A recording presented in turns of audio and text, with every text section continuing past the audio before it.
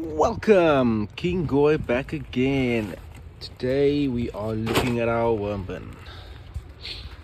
And as I explained before, the basic thing that I wanted to achieve here was a good layering of material, so like we've got cardboard. The first layer was some newspaper, a bunch of scraps, some cocoa coir or cocoa shavings, I can't actually remember which one it was, and then fed that for the week or so with daily toppings of vegetable scraps, and then layered more cardboard on top. And then this week I've added a whole bunch more. So if you're wondering what you can feed your worms, anything. Well, aside from a few things obviously, but I mean mainly things that you're going to throw away in your kitchen, and not bones and meat. I mean you could, but that's a whole different discussion for another day. But yeah, some grapes, some fruit skins, some turmeric, lemon.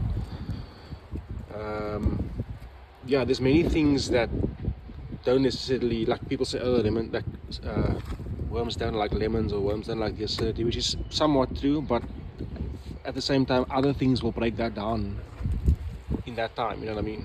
And then what's left for the worms will still be available, so nothing can't be eaten by these things, because I don't think that in nature mistakes are made like that,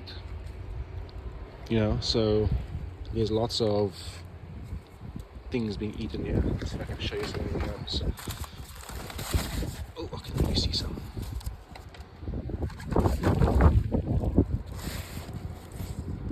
Ugh. Get my spade.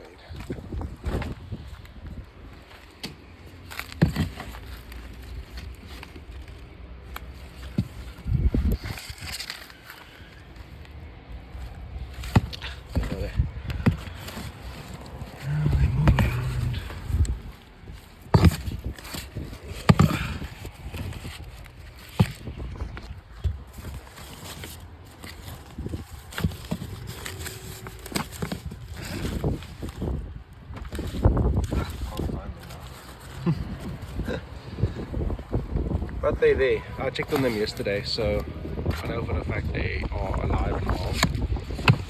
Which is also what, as the first time,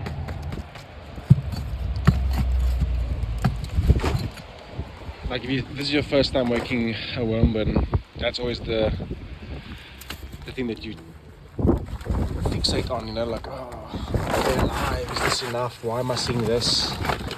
It's not a bad thing, because that's how I learned most of what I know. It's through just experiencing it. It's like experiencing the paranoia, experiencing the paranoia, and then experiencing what comes after the paranoia, which is nothing but valuable insight. So it's like all the steps you're going to take towards getting that information, whether it's making mistakes, it's still something to learn, and you will learn from it. That's my point. The other two are also doing quite well. I put a lot of moisture back into it, and yeah, I'll probably do an update in another, I'll say 3 weeks, to show you what 3 weeks of accumulated food is going to look like in that one bin. And then I've obviously got a whole lot more cardboard that I will add for the layering, so stay tuned for that. If you haven't already, please like and subscribe, and I'll catch you in the next one.